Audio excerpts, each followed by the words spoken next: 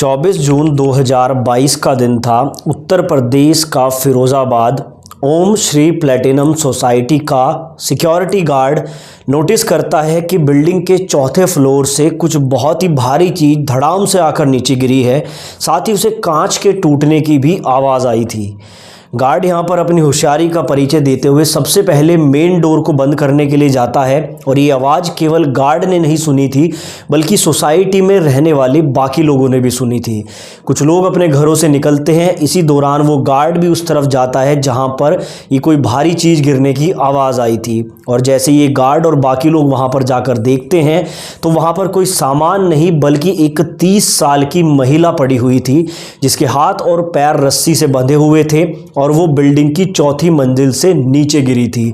उसके पास दो व्यक्ति भी खड़े हुए थे जो वहाँ पर उसके हाथ पैर की रस्सी खोलने की कोशिश कर रहे थे और जैसे ही उन्होंने भीड़ को देखा उन्होंने भागना शुरू कर दिया और वो दोनों जैसे तैसे करके उस सोसाइटी से फरार हो गए।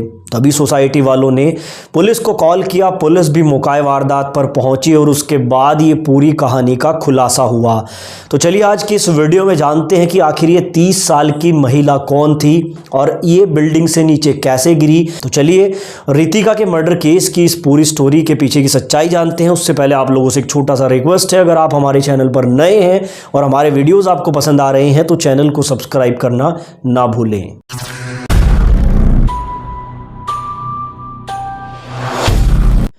तो इस पूरी कहानी की शुरुआत उत्तर प्रदेश के गाजियाबाद से होती है। यहाँ पर एक परिवार रहता था। इस परिवार में माता पिता के अलावा घर में 21 साल की एक बड़ी बेटी थी और उसका एक छोटा भाई भी था। ये परिवार के जो मुख्य सदस्य थे यानी कि जो पिता थे उनका गाजियाबाद में ही जूतों का बिजनेस था। पैसे से भी बहुत ही ज़्यादा समृद्ध थे। और इनकी जो बेटी थी जिसका नाम रितिका सिंह था, उसकी उम्र 21 साल थी और वो दिखने में बहुत ही खूबसूरत थी। रितिका ने अपनी 12th कंप्लीट करने के बाद बीएससी में एडमिशन लिया था और अब उसने अपनी जो 12th है वो भी इंग्लिश मीडियम स्कूल से की थी। तो वो यहाँ पर बोलचाल में और पढ़ने लिखने में काफ़ी होशियार थी। अब अक्सर जो स्कूल की छुट्टियाँ होती थी उसमें रितिका और उसका छोटा भाई अपनी माँ के साथ अपनी नानी के घर रहने जाया करते थे और वहाँ पर आस पड़ोसियों से भी उनकी मुलाकात होती थी। और क्योंकि रितिका दिखने में बहुत सुंदर थी तो उसके नानी के घर के पड़ोस में ही रहने वाला एक लड़का आकाश गौतम उसे पसंद करता था। जैसे जैसे रितिका और आकाश बड़े हो रहे थे तो आकाश का जो प्यार है वो भी रितिका के लिए बढ़ता जा रहा था, जबकि रितिका उसे सिर्फ एक दोस्त मानती थी। और इस बार जब रितिका अपने नानी के घर गई थी तो आकाश ने अपनी मोहब्बत का इजहार बातों बातों में रितिका के सामने किया, लेकिन रितिका ने उसे इग्नोर कर दिया क्योंकि वो आकाश गौतम को सिर्फ एक दोस्त के रूप में देखा करती थी। लेकिन उसे ये मालूम नहीं था कि आकाश गौतम का ये प्यार आगे चलकर उसके जीवन को खत्म तक कर देगा। सही समय बीतता जाता है और साल 2014 आ जाता है। अब जो ये आकाश गौतम है इसका प्यार रितिका के लिए इतना सिर चढ़कर बोल रहा था कि ये रितिका से मिलने के लिए गाजियाबाद ही पहुंच जाता है। दरअसल गाजियाबाद में आकाश गौतम की एक सिस्टर रहा करती थी। आकाश गौतम पहले उसके घर जाकर रुकता है, वहां रहकर वो रितिका के घर का एड्रेस निकालता है और फिर रितिका से मिलने उसके घर पहुंच जाता है। आकाश गौतम को रितिका घर पर देखकर एकदम चौंक जाती है। साथ ही रितिका के जो पेरेंट्स हैं उन्हें भी ये बहुत ही अजीब लगता है क्योंकि जो आकाश गौतम है एक तो वो जो बिहेवियर था उसका वो बहुत ही एग्रेसिव टाइप का था। उसको बात करने की ज़्यादा तहजीब नहीं थी। उसका हुलिया भी थोड़ा सा जो है आवारा टाइप के लड़कों जैसा दिखता था। यहाँ पर जो आकाश गौतम है वो रितिका से मिलता है और फिर से वो रितिका के सामने अपने प्यार का इजहार करता है, लेकिन रितिका हमेशा की तरह उसे मना कर देती है। अब उस टाइम पर तो ये आकाश गौतम घर से चला जाता है, लेकिन शाम के समय ये रितिका का अपहरण कर लेता है जब वो बाहर घूमने गई थी। और अपहरण करने के बाद वो उसे एक सुनसान जगह पर ले जाता है और उसके सामने बार बार अपने प्यार का इजहार करता है। वो रितिका से कहता है कि वो उसे दिल जान से प्यार करता है, वो उससे शादी करना चाहता है और वो उसको हर हाल में खुश रखेगा। लेकिन रितिका उसे बार बार मना कर रही थी। वो कहती है कि मेरे घर वाले कभी भी तुम्हारे साथ मेरी शादी नहीं करेंगे क्योंकि ना तो तुम कोई ढंग का काम करते हो, ना ज़्यादा पढ़े लिखे हो और ना ही तुम्हारा स्टेटस इतना अच्छा है। जिस पर ये आकाश गौतम रितिका को बताता है कि उसने रेलवे का एक एग्ज़ाम दे रखा है जिसमें उसका सिलेक्शन हो गया है और जल्दी ही उसे रेलवे में जॉब मिलने वाली है। अब रितिका को भी ऐसा लगा कि एक लड़का जो उसे बेइंतहा प्यार करता है, उसके पास एक अच्छी सरकारी नौकरी भी आने वाली है, तो इससे बेटर क्या ही होगा। और इसी के चलते जो रितिका है वो आकाश गौतम की बातों से कन्विंस हो जाती है और 7 दिनों के बाद जो आकाश और रितिका है वो वापस घर आ जाते हैं। इसी दौरान रितिका के घर वालों ने पुलिस में एफआईआर कर दी थी और एफआईआर में उन्होंने ये भी लिखवाया था कि उनकी बेटी रितिका का किडनैप आकाश गौतम ने किया है। तो जैसे ही आकाश और रितिका घर आते हैं तो पुलिस आकाश को अरेस्ट कर लेती है, लेकिन रितिका के बयान पर आकाश को छोड़ना पड़ता है क्योंकि रितिका पुलिस को बताती है कि उसका कोई किडनैप नहीं हुआ था, बल्कि वो अपनी मर्जी से आकाश गौतम के साथ गई थी। अब क्योंकि रितिका आकाश की बातों से कन्विंस हो चुकी थी, इसलिए वो अपने पेरेंट्स को कहती है कि उसकी शादी आकाश गौतम के साथ कर दी जाए, लेकिन रितिका के घर वाले बिल्कुल भी इस बात के लिए सहमत नहीं होते हैं। वो रितिका से कहते हैं कि आकाश का हुलिया बिल्कुल गुंडों जैसा दिखता है, उसका नेचर भी बहुत ही एग्रेसिव टाइप का है, वो कुछ करता नहीं है, तो हम उससे तुम्हारी शादी नहीं कर सकते। लेकिन रितिका अपने पेरेंट्स को बताती है कि आकाश की रेलवे में बहुत जल्दी ज्वाइनिंग होने वाली है और वो मुझसे बहुत प्यार भी करता है, तो मुझे बहुत खुश रखेगा। और यहीं पर रितिका अपने जीवन का सबसे गलत कदम उठाती है। वो अपने घर वालों के खिलाफ जाकर आकाश गौतम से शादी करने के लिए अड़ जाती है और इसी के चलते घर वाले मजबूर होकर 2014 में ही रितिका और आकाश गौतम की शादी कर देते हैं। शादी के बाद जो रितिका है वो आकाश के साथ रहना शुरू कर देती है, लेकिन शादी के 2 महीने बाद ही आकाश गौतम का जो असली चेहरा है वो रितिका को दिखने लग जाता है। दरअसल रेलवे में जॉब वाली बात जो आकाश गौतम ने रितिका को बताई थी वो पूरी तरह से झूठ थी। आकाश गौतम का कोई सिलेक्शन रेलवे में नहीं हुआ था, ना ही वो कुछ काम करता था, अपने आवारा दोस्तों के साथ घूमता था और कुछ और गलत काम भी किया करता था। 2 महीने के अंदर ही उसने रितिका के साथ मारपीट करना भी शुरू कर दिया था।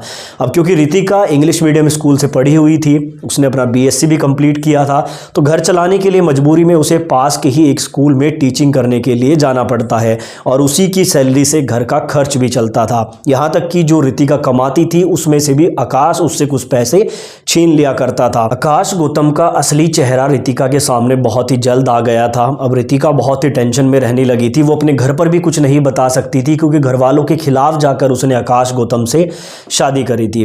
अब इसी दौरान जो रितिका है उसका फेसबुक पर, इंस्टाग्राम पर भी आईडी बनी हुई थी, वहाँ पर वो कई लोगों से बात भी किया करती थी। और इसी दौरान रितिका की बात एक लड़के से होती है जिसका नाम विपुल अग्रवाल था। अब बातों ही बातों में ये दोनों दोस्त बन जाते हैं, नंबर्स एक्सचेंज हो जाते हैं और जब ये दोनों आपस में बात करते थे तो बातों बातों में रितिका विपुल अग्रवाल को अपनी सारी आप बीती बताती है। ये जो विपुल अग्रवाल था ये फिरोजाबाद में रहता था, इसकी ऑलरेडी शादी हो रखी थी, इसकी पत्नी थी जो पेशे से डेंटिस्ट थी और इनका एक बेटा भी था। विपुल ने भी अपनी सारी सच्चाई रितिका को बताई थी, साथ ही रितिका ने भी अपने लाइफ के बारे में सब कुछ विपुल को बताया था। अब एक दिन बातों ही बातों में विपुल अग्रवाल रितिका से कहता है कि तुम ये घुटन भरी जिंदगी छोड़कर फिरोजाबाद मेरे पास आ जाओ, मैं तुम्हें यहाँ पर एक स्कूल में अच्छी जॉब भी दिलाऊंगा और रहने के लिए फ्लैट भी दिला दूंगा, तुम अपनी जिंदगी आराम से बिता पाओगी। अब क्योंकि जो रितिका थी वो दिखने में भी काफ़ी सुंदर थी, उसे लगा कि आकाश के साथ अपना जीवन बर्बाद करने से बेटर है कि इस घुटन से बाहर निकला जाए। अब शादी के 4 साल बाद यानी कि 2018 में रितिका डिसाइड करती है कि अब वो आकाश का साथ छोड़कर विपुल अग्रवाल के पास चली जाएगी और इसी के चलते एक दिन जब आकाश घर से बाहर गया हुआ था तो वो घर छोड़कर चली जाती है और वो सीधा जाती है फिरोजाबाद विपुल अग्रवाल के पास। जैसा कि विपुल ने उससे प्रॉमिस किया था कि वो उसे जॉब भी दिलाएगा और रहने के लिए घर भी देगा, तो वो उसे अपने ही कॉलेज में एक जॉब दिलाता है। दरअसल जो विपुल अग्रवाल है वो एक कॉलेज में मैनेजमेंट पोस्ट पर काम करता था, तो वो रितिका को भी वहीं पर जॉब दिला देता है और रहने के लिए फिरोजाबाद में एक फ्लैट भी दिला देता है। कुछ समय तक रितिका वहीं रहती है, लेकिन उसे डर था कि जो आकाश है वो उसे ढूंढता हुआ फिरोजाबाद आ सकता है, इसीलिए विपुल और रितिका डिसाइड करते हैं कि अब वो फिरोजाबाद छोड़कर आगरा में शिफ्ट हो जाएंगे। और इसी के चलते जो है आगरा की ओम श्री प्लेटिनम सोसाइटी में ये दोनों मिलकर एक फ्लैट लेते हैं। ये काफ़ी हाई क्वालिटी वाली सोसाइटी थी, काफ़ी बड़े लोग यहाँ पर रहते थे, सिक्योरिटी का भी काफ़ी अच्छा इंतज़ाम था। और यहाँ पर जो रितिका है अब वो अपनी जॉब छोड़ देती है, क्योंकि वो खूबसूरत थी तो वो इंस्टाग्राम और एफबी पर एक फैशन इन्फ्लुएंसर के तौर पर काम करना शुरू कर देती है। इंस्टाग्राम पर उसके फॉलोवर भी अच्छे थे तो उसे कुछ एडवर्टीजमेंट से पैसा वगैरह भी मिल जाता था। बाकी जो विपुल अग्रवाल है वो डेली अपने कॉलेज में जाया करता था और रात को आकर रितिका के पास ही रहता था, यानी कि रितिका और विपुल अग्रवाल अब लिव इन रिलेशनशिप में रहना शुरू कर देते हैं। हैं। कुछ समय तक तो सब कुछ बिल्कुल ठीक चल रहा था, लेकिन उसके बाद विपुल अग्रवाल रितिका को सलाह देता है कि वो आकाश के खिलाफ कोर्ट में केस कर दे ताकि उसको डाइवोर्स भी मिल जाए और साथ ही कंपनसेशन अमाउंट के लिए भी वो अपील कर सकती है। और विपुल अग्रवाल के कहने पर जो रितिका होती है वो आकाश के खिलाफ केस करती है, जिसमें वो डाइवोर्स की मांग तो करती ही है, लेकिन साथ में 50 लाख के कंपनसेशन की भी मांग करती है। और वो नोटिस वो आकाश गौतम तक पहुंचा देती है। अब जैसे ही आकाश गौतम वो नोटिस देखता है तो वो आग बबूला हो जाता है, क्योंकि रितिका के जाने तक तो ठीक था, लेकिन अब वो 50 लाख की डिमांड भी कर रही थी। और आकाश गौतम क्योंकि एक बेरोजगार व्यक्ति था, वो 50 लाख रुपए नहीं दे सकता था, और इसीलिए जो आकाश गौतम है वो डिसाइड करता है कि वो किसी भी तरीके से रितिका को ढूंढेगा और इस पूरे मामले का निपटारा करेगा। अब इसी के चलते वो रितिका की तलाश में लग जाता है और काफ़ी जद्दोजहद के बाद उसे मालूम चल जाता है कि रितिका आगरा के ओम श्री प्लेटिनम सोसाइटी के 404 नंबर फ्लैट में रहती है। लेकिन क्योंकि वो फ्लैट में सिक्योरिटी काफ़ी मजबूत थी, उसे पता था कि अंदर जाना इतना आसान भी नहीं है, तो यहाँ पर आकाश एक प्लान बनाता है। पहले वो अपनी 2 मुंह बोली बहनों को लेता है जो उसके घर के पास में ही रहती थी, जिसमें एक का नाम सुशीला और दूसरी का नाम काजल था। उसके बाद वो अपने 2 दोस्तों को भी प्लान में शामिल करता है, जिसमें एक का नाम चेतन और दूसरे का नाम अनवर था। अब ये पांचों मिलकर 24 जून 2022 को रितिका के फ्लैट में पहुंचते हैं। क्योंकि उनके साथ में लेडीज़ भी थी तो इन्हें एंट्री मिलने में कोई दिक्कत नहीं हुई, गार्ड को इन पर शक नहीं हुआ और ये सीधा पहुंच जाते हैं रितिका के फ्लैट नंबर 404 में। जैसे ही रितिका गेट खोलती है तो धक्का मारकर आकाश उसे अंदर गिरा देता है। उस टाइम पर विपुल अग्रवाल भी घर पर ही था, वो अपने कॉलेज जाने के लिए रेडी हो रहा था।